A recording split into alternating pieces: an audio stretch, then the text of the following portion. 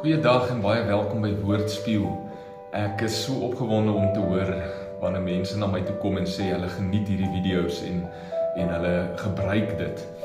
As jy hierdie video's gebruik en kyk, wil jy nie 'n comment los op die YouTube video sodat ons net kan sien wie is besig met hierdie video's, wie kyk daarna en wat beteken dit vir jou?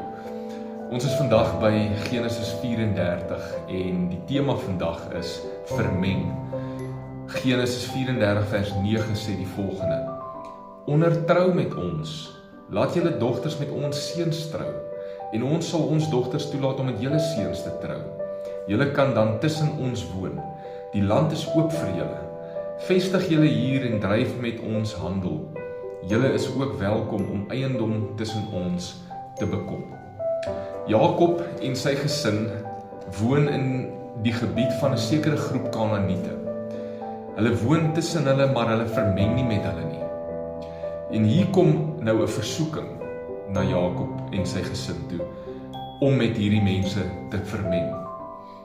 In vers 16 sien ek dat die doel van die versoeking was om een nasie te vorm.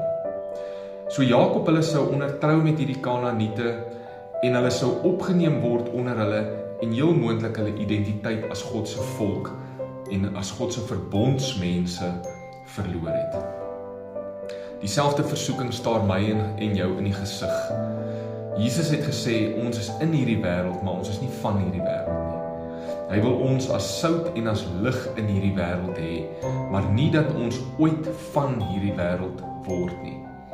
As ons toelaat dat die wêreld ons opneem en ons vermeng en ons word soos die wêreld, dan verloor ons sout eienskap, dan verloor ons identiteit en ons funksie.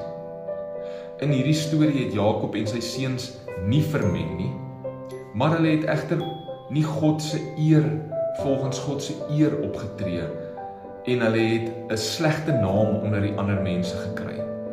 Hulle het gewelddadig opgetree.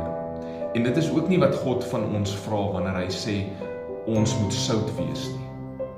Mag ek sout wees en mag ek lig wees, maar deur liefde. Deur my liefde moet ek as sout beleef word. Kom ons bid saam. Jesus, heilig my in hierdie wêreld deur u waarheid. Mag ek so lief hê dat ander om my u sal beleef vandag. Amen. Mag jy 'n wonderlike dag hê. Deel hierdie video weer eens met iemand wat dit moet hoor en moet sien en gaan los 'n comment op die video in die YouTube kanaal. Die Here seën jou.